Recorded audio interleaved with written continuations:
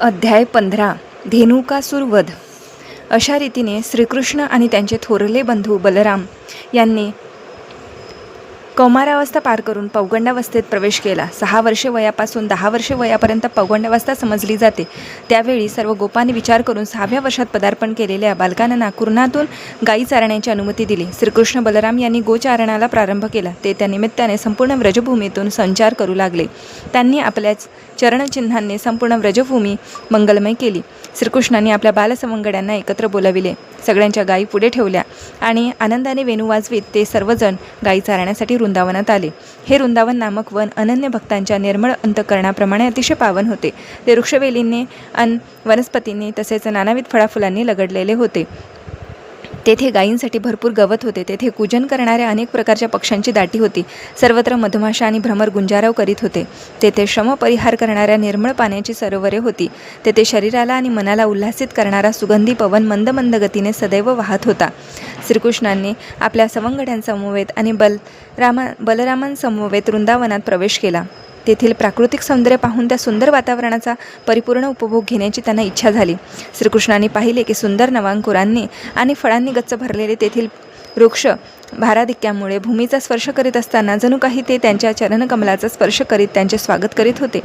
त्यांच्या अशा भावपूर्ण स्वभावामुळे श्रीकृष्ण अतिशय प्रसन्न झाले आणि त्या वृक्षांची आणि फळाफुलांची अंतःकरणे जाणून ते स्मितहास्य करू लागले. श्रीकृष्ण आपल्या थोरल्या बंधूला बलरामांना म्हणाले, प्रिय दादा, तुम्ही आमच्या श्रेष्ठ आहात. देवी देवतांना देखील तुमच्या चरणकमळांची पूजा करतात. पहा तर, फळाफुलांनी भारावलेले वृक्ष तुमच्या चरणकमळांची उपासना करण्यासाठी नतमस्तक झाले आहे. असे दिसते की त्यांना वृक्ष योनी घेण्यास भाग पाडणाऱ्या अज्ञानरूपी अंधकारातून सुटण्याचा ते प्रयत्न करीत आहेत. वस्तुतः वृंदावनात उगविलेले वृक्ष सामान्य जीव नाहीत.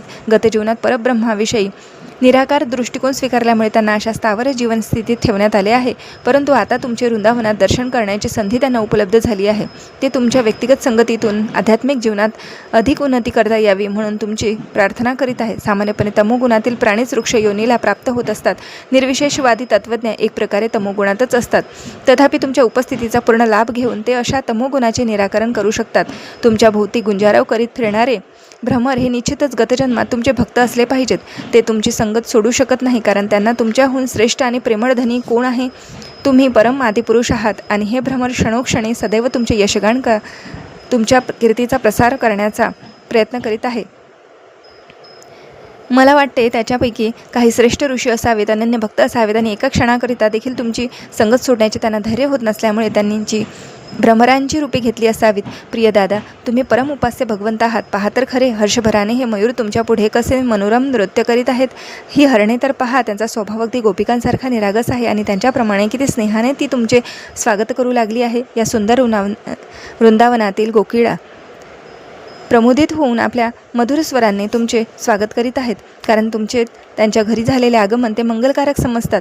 जरी हे वृंदावनवासी वृक्ष आणि पशु आहेत तरी ते आपल्या कीर्तीचे गान करीत आहेत. ज्याप्रमाणे एक महात्मा पुरुष दुसऱ्या महात्म्यांच्या आपल्या घरी स्वागत करण्याकरिता अंतःकरणातून यथाशक्ती प्रयत्न करतो, त्याप्रमाणे ते त्यांच्या हार्दिक पराकाष्ठेने तुमचे स्वागत करण्याकरिता समोर प्रकट झाले आहेत. या भूमीविषयी काय सांगावे? ती इतकी पुण्यवान आणि सौभाग्यशाली आहे की तुमच्या चरणकमळांच्या खुनाने अंग शृंगारले जाण्याचे भाग्य तिला प्राप्त झाले आहे.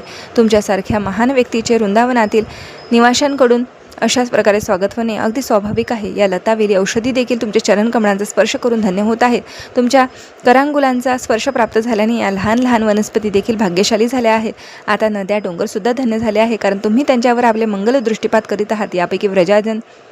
यापैकी व्रजांगना तर परम सौभाग्यशाली आहेत, कारण त्यांच्या लावण्याने आकर्षित होऊन तुम्ही आपल्या दृढ बाहूंनी त्यांचे आलिंगन करता. या प्रकारे श्रीकृष्ण आणि बलराम यांनी यमुनाकाठच्या कुरणातून गाईवासरांना चारण्याचे कार्य करीत असताना तेथील वातावरणाचा आणि वृंदावनवासी जनांचा आत्यंतिक तृप्तीपर्यंत आनंदोपभोग केला. अशा आनंदोत्सवात कधीकधी त्यांच्यासोबत त्यांच्या सवंगडी असत. श्रीकृष्ण आणि बलराम वनफुलांच्या माळाने स्वतःचा शृंगार करीत आणि त्यांचे सवंगडी गीते गात, भ्रमरांच्या गुंजारवाचे अनुकरण करीत त्यांच्या संगतीत राहत. वृंदावनातून भ्रमंती करताना त्यांच्या सोबती कधीकधी सरोवरातून जलकेली करणाऱ्या हंसाच्या कलकल ध्वनीने अनुकरण करीत. कधीकधी ते चकोर, कोकिळ मयूर, भारद्वाज इत्यादींसारख्या वेगवेगळ्या पक्ष्यांनी काढलेल्या ध्वनीचे अनुकरण करीत, तर कधीकधी नृत्य करणाऱ्या मयुरांना पाहून त्यांच्या नृत्याचे अनुकरण करीत. श्रीकृष्णांसमोर नाचू लागत आणि जेव्हा श्रीकृष्ण मान वळवीत मयुरांच्या नृत्याचा अभिनय करीत, तेव्हा सर्वजण आनंदाने हसू लागत. श्रीकृष्णांच्या गायींची वेगवेगळी नावे होती. ते त्यांची नावे घेत प्रेमाने त्यांना बोलावीत.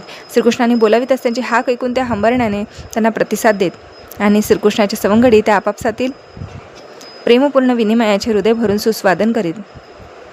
ते जेव्हा कधी सिंह, व्याघ्रादीसारख्या प्राण्यांच्या डळकाळीने दुर्बल प्राणी भयभीत होऊन पळू लागत, तेव्हा श्रीकृष्ण बलरामांसहित ही सर्व बालके त्या प्राण्यांचा अभिनय करीत त्यांच्यासोबत पडू लागत. जेव्हा कधी त्यांना थकवा येई तेव्हा ते विश्रांती घेत. श्री बलराम एखाद्या सवंगड्यांच्या मांडीवर मस्तक ठेवून झोपत, तेव्हा श्रीकृष्ण तात्काळ तेथे येऊन त्यांचे चरण दाबू लागत. कधीकधी बलरामांचा थकवा घालवण्यासाठी वृक्षपल्लवांपासून घडविलेल्या पंख्याने ते त्यांना वारा घालीत. बलराम विश्रांती घेत असताना इतर बालके नृत्य गायन करीत अथवा आपापसात मल्लक्रीडा करीत उड्या मारीत. तेव्हा श्रीकृष्णही त्यांना जाऊन मिळत आणि त्यांचे हात धरून त्यांना त्यांच्या संगतीचा आनंद घेत त्यांच्या कर्तृत्वाची प्रशंसा करीत हसू लागत. जेव्हा श्रीकृष्ण थकून जात तेव्हा ते एखाद्या वृक्षाच्या खोडाच्या आश्रयाला विश्रांती घेत अथवा आपल्या मित्रांच्या मांडीवर मस्तक ठेवून विश्राम करीत. अशा वेळी गोपबालके तेथे येऊन त्यांचे चरण दाबू लागत. काही जण वृक्षांच्या पानांच्या पंख्याने त्यांना वारा घालीत.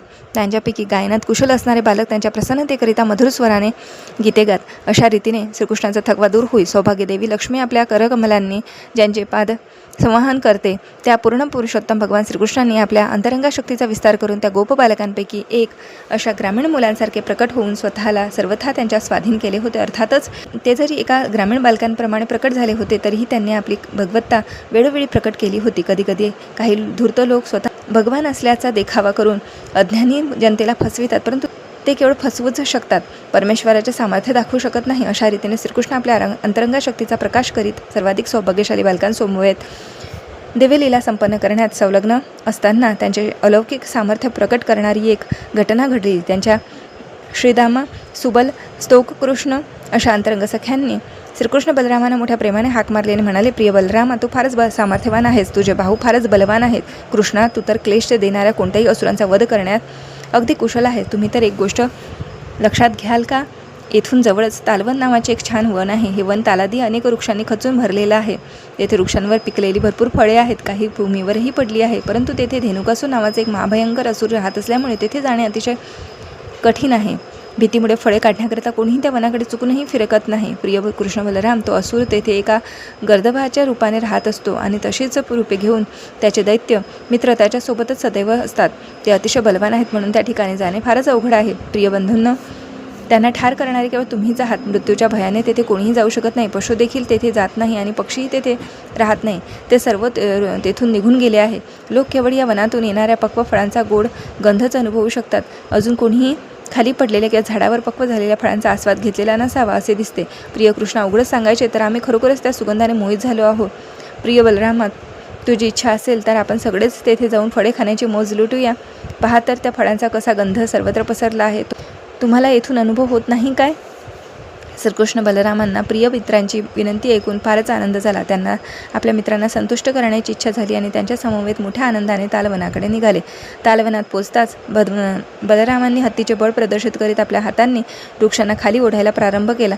त्यांच्या हाताच्या इस्क्याने सगळी पिकलेली फळे खाली पडू लागली. फळाचा टपटप ध्वनी ऐकून तेथे प्रचंड गाढवाच्या रूपात निवास करणारा धेनुकासूर अतिशय तीव्र वेगाने तिकडे येऊ लागला. त्यावेळी संपूर्ण वन कंप पाहू लागल्याने तेथील वृक्ष भूकंप व्हावा त्याप्रमाणे हलू लागले. तो असुर बलरामांसमोर आला आणि मागील पायांनी बलरामाच्या छातीवर लाथा मारू लागला.